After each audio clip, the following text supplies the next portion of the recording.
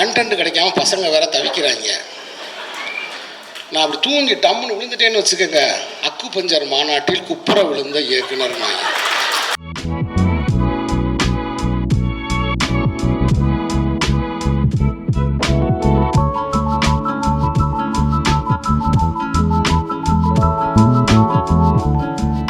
வடவள்ளியில் கூட்டம்னா போதே நினச்சேன், பூரா நம்மளுகளாக இருக்குங்க. அனைவருக்கும் என்னுடைய அன்பான காலை வணக்கம்.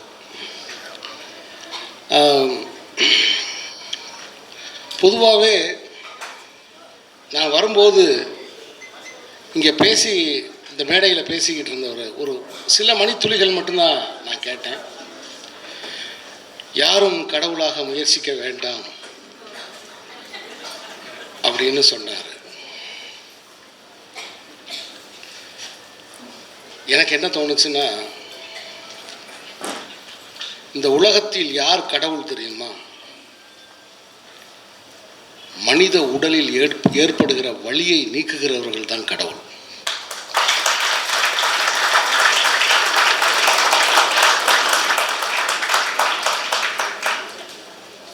அந்த வலியை நீக்குகிறவர்கள் மருத்துவர்கள். அவர்கள் வேண்டுமானால் தன்னை கடவுளாக நினைக்காமல் இருக்கலாம். ஆனால் வலி நீங்கிய பிறகு அந்த நோயாளி கையெடுத்து கும்பிட்றான் பாருங்க, அந்த இடத்தில் கடவுள் நிலையை அவர் அடைகிறார். அப்படி பார்க்கும் பொழுது இந்த மாநாட்டில் திரண்டிருக்கிற ஏறக்குறைய அரங்கம் நிரம்பி இருக்கிற இந்த திருமண மண்டபத்தில் நீங்கள் எல்லோருமே எனக்கு கடவுளாகத்தான் தெரிகிறீர்கள். ஏன்னா தமிழ்நாட்டில் மட்டும்தான் மருத்துவராக இருக்கிறது பெரிய சவால். மருத்துவராக, ஏன்னா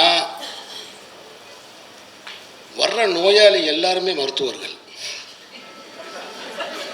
அவன் தன்னை ஒரு டாக்டர் நினச்சிக்கிட்டு தான் டாக்டர்கிட்டே வர்றான்.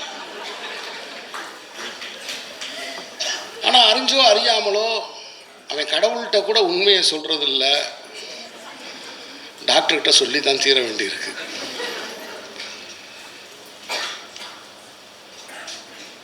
உண்மையை சொல்லிட்டு அதுக்கப்புறம் அவன் செய்கிற வேலை சந்தேகம்.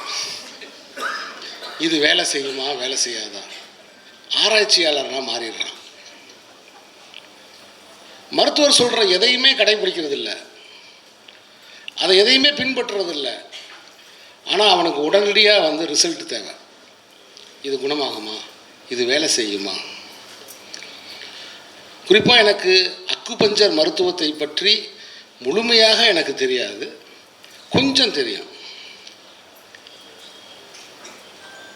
என்னுடைய பாட்டி நடக்க முடியாமல் ரொம்ப சிரமப்பட்டாங்க. அப்போ எங்கள் பக்கத்தில், மதுரை பக்கத்தில் அது திருநகர் அப்படிங்கிற அந்த பகுதியில் ஒரு அக்குபஞ்சர் மருத்துவர் எங்கள் பாட்டியை நடக்க வைத்தார்.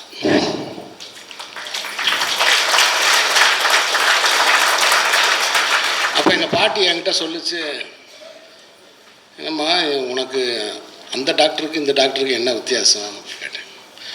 அந்த டாக்டர் ஊசியை போட்டுட்டு எடுத்துடுறாங்க, இந்த டாக்டர் ஊசியை போட்டு அப்படியே உட்கார வச்சிடுறாங்க. இல்லைடா, இப்போ வலி போயிடுச்சுடா, கால் வலி. மருந்தில்லை, மந்திரம் இல்லை, எதுவுமே இல்லை. ஒரு இடத்துல குத்துற ஒரு ஊசி ஒரு 75-80 வயது மூதாட்டியை நடக்க வைத்ததை நான் நேரடியாக கண்ப பார்த்தேன். நானே அதுக்கு சாட்சி. அதன் பிறகுதான் இந்த மருத்துவத்தின் மேல் எனக்கு மிகப்பெரிய அன்பும் மரியாதையும், அந்த மருத்துவர்கள் மீது எனக்கு பெரிய பேரன்பும் எனக்கு பிறந்தது. இன்னைக்கு இருக்கிற நவீன, எவ்வளோ நேரம் பேசலாம், நான் பாட்டு பேசிக்கிட்டே போகிறேன். ஏன்னா இப்போ என்னென்னா, மேடை ஏறும்போதே 5 நிமிஷம் பேசினா போதும் சார். ஏன் 5 நிமிஷம் பேசினா போதும்? இல்லை சார், இன்ஸ்டாகிராமுக்கு 2 நிமிஷம் தான் சார் தேவை. ஏன்னா ஒரு நிமிஷத்துக்கு மேலே இன்னைக்கு பார்க்குற வழக்கமே போய்கிட்டு இருக்கு. மனுஷனோட பொறுமைங்கிறதே போய்கிட்டு இருக்கு. இந்த உலகத்தோட மிகப்பெரிய பிரச்சனையே என்னென்னா, ஒரு குழந்தையிடம் கொடுத்த ஒரு செல்ஃபோனை எப்படி வாங்குறது அப்படிங்கிறது.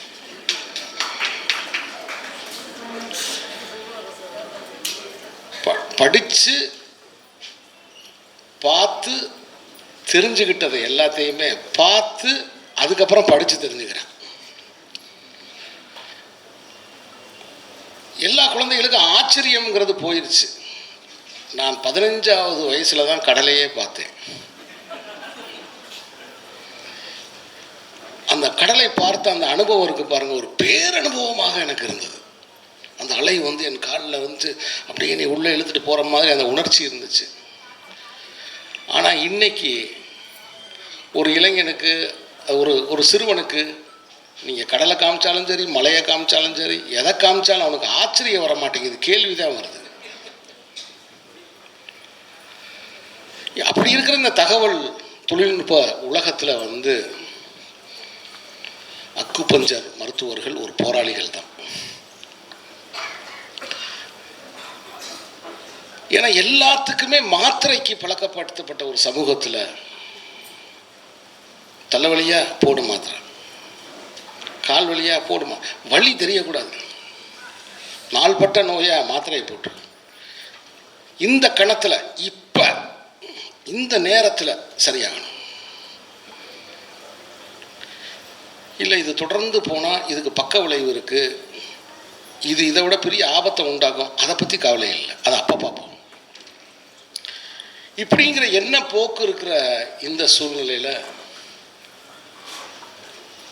அக்குபஞ்சர் மருத்துவர்கள் ஒரு குறிப்பிட்ட ஊசி மூலமாக, இப்போ அதில் ஒரு கவிதை கூட படித்தேன். அதில் சூட்சமமாக அந்த தொட்டாலே அது அக்குபஞ்சர் தான்றாங்க. ஒரு மனிதன் தொட்டாலே. இன்னைக்கு உலகத்தில் யாருமே யாரையுமே நேரடியாக போய் சந்திக்க விரும்புகிறதே கிடையாது. வேலையே ஒர்க் ஃப்ரம் ஹோம்னு ஆயிடுச்சு. அவன் வீட்டுக்குள்ளே தான் இருக்கான், அவன் வேலை செஞ்சுக்கிட்டு இருக்கான்.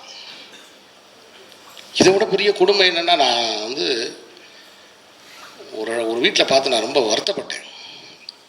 ஒர்க் ஃப்ரம் ஹோம், குழந்தை பிறந்திருக்கு, 12 மணிக்கு குழந்தை வெளியில் பாலுக்கு அழுகுது, தாயினால் இந்த ரூம்லேருந்து அந்த ரூமுக்கு போக முடியல. கேட்டால் work from home, work from room not home. Pope இருக்காரு பாருங்க. நண்பர்களே, நான் இந்த மேடைக்கு வருவதற்கு மிக முக்கியமான காரணம் கவிஞர், எழுத்தாளர், தோழர் போப் அவர்கள்.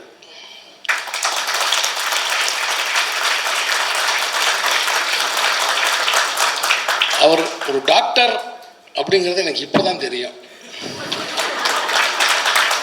ஆனால் தன்னுடைய பேச்சின் மூலமாக இந்த சமூகத்துக்கு ஊசி போட்ட ஒரு ஆள் அவர். இன்னைக்கு எல்லாருக்குமே ஊசி போடுறாரு. ரொம்ப சந்தோஷம். ஏன்னா என்னுடைய 23வது வயசில் நான் பார்த்து வியந்த ஒரு மனிதர் அவர். அந்த சின்ன வயசில் அவ்வளவு கதைகள் மேடைகளில் பேசுவார், ரொம்ப அற்புதமாக பேசுவார். அந்த திருப்பரங்குன்றம் அதை சுற்றி இருக்கிற இலக்கிய கூட்டங்களில் அப்படி சொற்பொழிவு நிகழ்த்துவார். நான் ஒரு மாணவனாக உட்கார்ந்து அதை நான் பார்த்துருக்கேன். அவர் என்னை அழைத்ததும் நான் அதை நினச்சி தான் நான் வந்தேன். ஒரு ஆசிரியர் நம்மளை அழைக்கிறார், நாம் அங்கே போகணும், உடனே இந்த நிகழ்ச்சியில் கலந்துக்கிறணும் அப்படின்னு நினச்சி தான் இந்த நிகழ்ச்சிக்கே வந்தேன். நான் உண்மையிலே எதிர்பார்க்கல, இவ்வளவு கூட்டம் இருக்குன்னு நான் எதிர்பார்க்கல.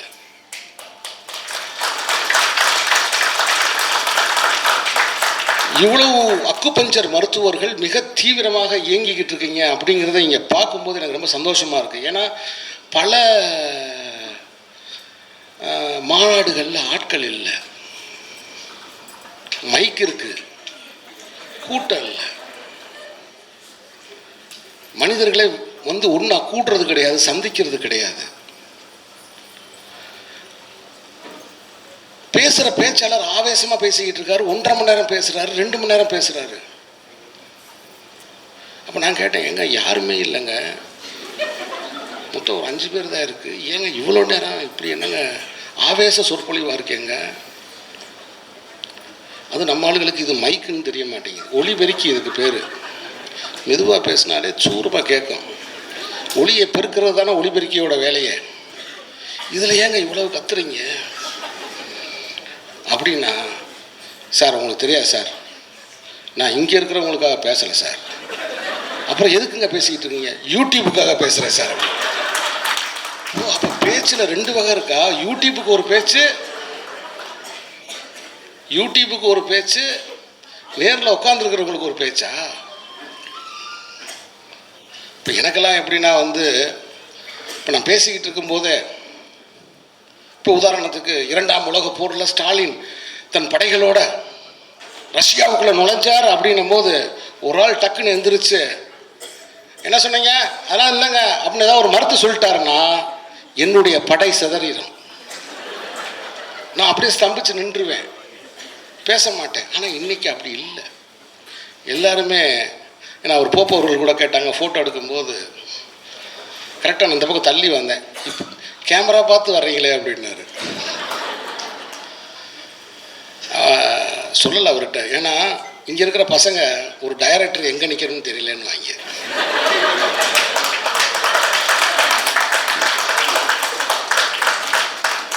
இங்கே நிற்கிறீங்களே, இந்த போடியம் உங்கள் வயிற்றுக்குள்ளேருந்து வெளியில் வராதா, தள்ளி நிற்கக்கூடாதா அப்படின்னு சொல்லுவாங்க பசங்க. ஸோ இந்த மாற்று மருத்துவம் இது ஒரு பண்பாட்டு வேலை, ஒரு கலாச்சார வேலை. என்ன கலாச்சாரத்துக்கும் பண்பாட்டுக்கும் என்ன, ஒரு சீன மருத்துவம். நான் இதை பற்றி ஒரே ஒரு குறிப்பு மட்டும் நான் படிச்சிருக்கேன். ஜவஹர்லால் நேரு அவர்கள் அவருக்கு சுவாசத்தில் கொஞ்சம் பிரச்சனை இருக்கும்போது அவர் சீன பயணம் மேற்கொள்ளும் பொழுது அவருக்கு இந்த சிகிச்சை அளிக்கப்பட்டு அவருக்கு உடனே குணமாச்சு. அதனால தான் அவர் இந்தியாவுக்கு இந்த அக்குபஞ்சர் மருத்துவத்தை கொண்டு வந்தார் அப்படின்னு நான் இப்போ இல்லை 15 வருஷத்துக்கு முன்னாடி ஒரு குறிப்பு நான் படித்தேன், எனக்கு ஞாபகம் இருக்கு. இப்போ இதிலிருந்து ஒரு விஷயம், ஜவஹர்லால் நேருவாக இருக்கட்டும், அது சீனு ராமசாமியாக இருக்கட்டும், நேரடியான அனுபவங்களின் மூலமாக பெறுகிற அந்த உண்மை இருக்குல்ல, அதை யாருமே மறைக்க முடியாது, அதை யாருமே மாற்ற முடியாது. மனநல மருத்துவத்துக்கு மிகவும் முக்கியத்துவத்தை அக்குபஞ்சர் மருத்துவர்கள் தருகிறார்கள் அப்படின்னு நான் பார்த்தேன். இன்றைய காலகட்டத்துக்கு அது ரொம்ப தேவையாக இருக்கு. வாய்ப்பு இருந்தால் தமிழ் சினிமாவுக்கே கூட நீங்கள் ஊசி குத்தலாம்.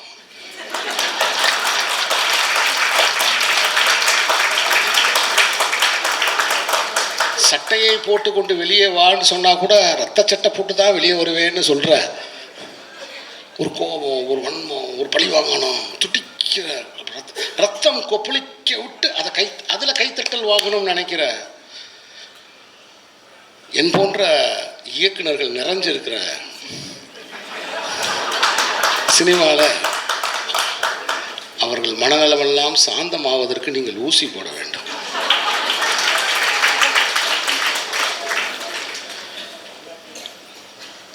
மனிதனுடைய ஆசையை கட்டுப்படுத்துவதற்கு ஒருவேளை புத்தர் சொன்ன ஊசி இதுவாக கூட இருக்கும்னு நினைக்கிறேன். எண்ணத்தில் உண்டாகிற கொந்தளிப்பு. முதல்ல நான் ஃபோன் பார்த்துக்கிட்டு இருந்தேன், அப்புறம் தான் தெரிஞ்சு ஃபோன் என்னைய பார்த்துக்கிட்டு இருக்கு. முதல்ல நான் ஃபோன் பார்த்துக்கிட்டு இருந்தேன், அதுக்கப்புறம் தான் தெரியுது எல்லாருமே அலன் மாஸ்க்கு வேலை செஞ்சுக்கிட்டு இருக்கோம்னு. அப்போ பார்க்குறது எல்லாமே வியாபாரம் ஆயிடுச்சு. தண்ணி வியாபாரம் ஆயிடுச்சு, வாழ்கிற வாடகை வீடு வியாபாரம் ஆயிடுச்சு. அதுக்கப்புறம் பார்த்தீங்கன்னா இனி சுவாசிக்கிறதுக்கு மட்டும்தான் வரல, அது வந்துடும் நினைக்கிறேன். உலக நாடுகளில் வந்துருச்சுன்னு சொல்கிறாங்க. ஆனால் பார்க்குறது வியாபாரம் ஆயிடுச்சு. அப்போ எவ்வளோக்கு எவ்வளவு பார்க்க வைக்கணுமோ அவ்வளோக்கு அவ்வளவு கண்டென்ட் இல்லாமல் தவிக்கிறாங்க. நான் ஏன் உடனே பேச வந்தேன் தெரியுமா உங்களுக்கு? நேற்று இரவு நான் படுக்கும்போது ஒரு மணி ஆயிடுச்சு. ஏசி வேறு ரொம்ப நல்லா இருக்குது. என்னை உட்கார வச்சுட்டீங்கன்னு வச்சுக்கோங்க, கண்டென்ட் கிடைக்காம பசங்க வேற தவிக்கிறாங்க. நான் அப்படி தூங்கி டம்முன்னு விழுந்துட்டேன்னு வச்சுக்கோங்க, அக்கு பஞ்சர் மாநாட்டில் குப்புற விழுந்த இயக்குனர் நாய்.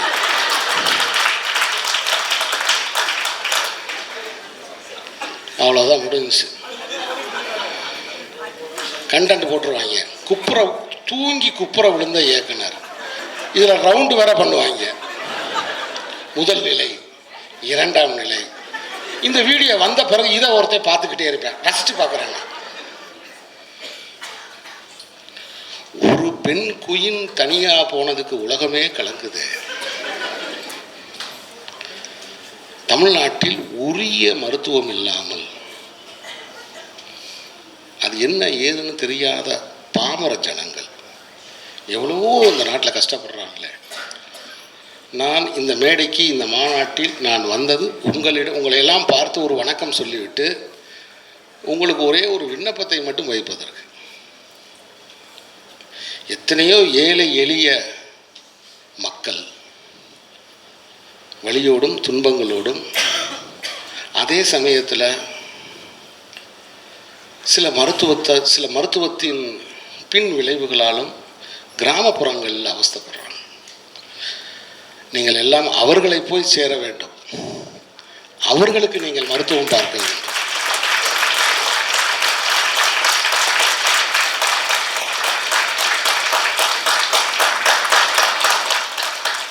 இந்த ஒரு கோரிக்கையை மட்டும் உங்களுக்கு நான் வைத்து, எனக்கு உண்மையிலே எனக்கு இன்னொரு சந்தோஷம் என்னென்னா, என்னுடைய அருமை நண்பர் திரைப்பட தயாரிப்பாளர் சக்திவேலை வந்து இங்கே சந்தித்தது.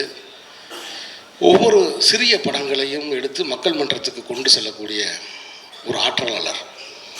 ஏன்னா எப்பவுமே இந்த சின்ன படங்களை கொண்டு போய் மக்கள்கிட்ட சேர்க்கறதுக்கு யாரும் முன் வர மாட்டாங்க. சின்ன படங்கள் மட்டும் இல்லை, வியாபாரத்துலேயும் சரி. 300 கோடி, 500 கோடி, 1000 கோடி. ஏன்னா இப்போ யாருக்குமே என்ன வேண்டிய வேலை இல்லை, எல்லாமே நம்பராகவே போயிடுது. எங்கள் தாத்தாலாம் எனக்கு ஒரு 50 ரூபாயை 20 ரூபாயை கொடுத்துவிட்டு 30 தடவை பின்னாடியே வச்சுருவார், உள்ஜோப்பில் வைடான்னு. அதை பிட் பாக்கெட் அடிக்கிறதுக்கு ஒரு 4 பேர் மதுரையில் தெரிவாங்க. இன்றைக்கி அதெல்லாம் கிடையாது, எல்லாமே நம்பர் தான். அப்படி நம்பராக வந்து மாறிக்கிட்ட இந்த உலகத்தில் நல்ல கலாச்சாரமான படங்களை எடுத்து அதை மக்களுக்கு கொண்டு போய் சேர்க்க வேண்டும் என்கிற ஒரு பணியை செஞ்சுக்கிட்டு இருக்கிற அருமை சகோதரர் சக்திவேலை இந்த மேடையில் நான் பார்த்தது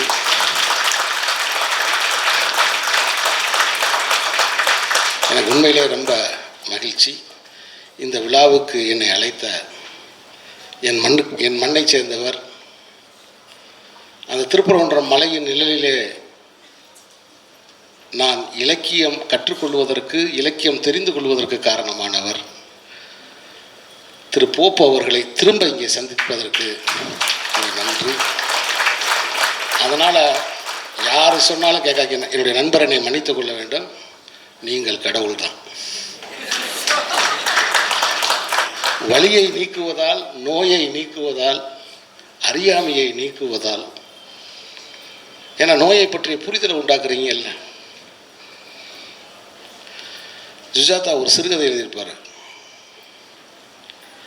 ஒரு பொண்ணு வந்து பெரிய ஆஸ்பத்திரியில் போய் அட்மிட் ஆக போகும். நகரம்னு பேர் தலைப்பை சொல்கிறாரு பாருங்க, நகரம்னு பேர்.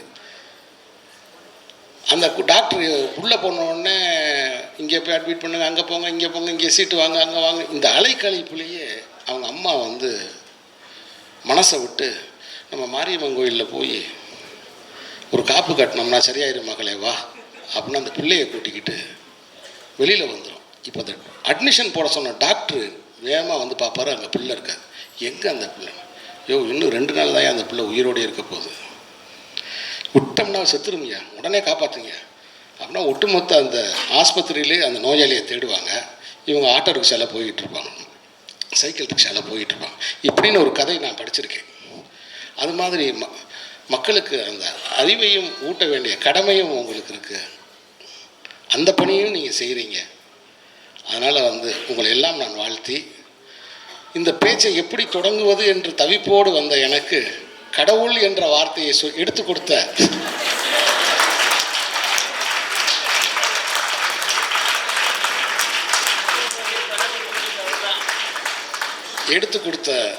ஐயா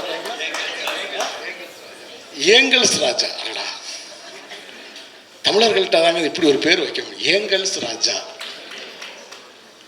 ஏன்னா காரல் மார்க்ஸோட நண்பர் அவர். இப்போ எல்லாருமே வந்து ஒரு மனிதன் இறந்துட்டா அஞ்சலி செலுத்துகிறோம். காரல் மார்க்ஸ் இறந்ததுக்கு வந்து அவருடைய நண்பர் ஏங்கல்ஸ் எப்படி அஞ்சலி செலுத்தினார் தெரியுமா?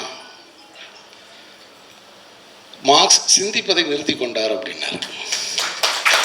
இதுதானே உண்மை. ஒரு மனிதன் தான் சிந்திப்பதை நிறுத்தி கொண்டால் அவனுக்கு மரணம். அது உயிர் இருந்தால் கூட பிரயோஜனம் இல்லை.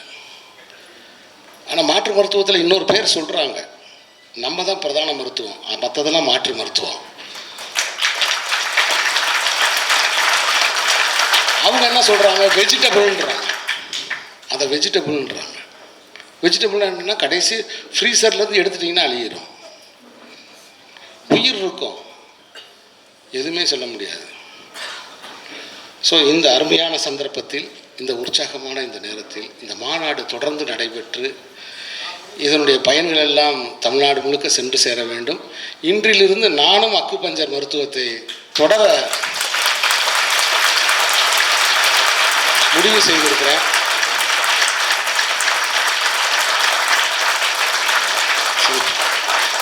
போப்பு கூப்பிட்டாரு, சரி போயிடுவோம், மாநாடு அக்குபஞ்சர் மாநாடு சரி அப்படின்னு நினச்சி வந்தேன். ஆனால் நான் இங்கு வந்ததும் இந்த அரங்கை பார்த்ததும் நான் உண்மையிலே பிரமிச்சு போயிட்டேன். அவ்வளோ உற்சாகமாக, அவ்வளோ பெருந்திரளாக, நம்பிக்கையோடு நீங்கள் இயங்கி கொண்டிருக்கிறீர்கள். உங்கள் அனைவருக்கும்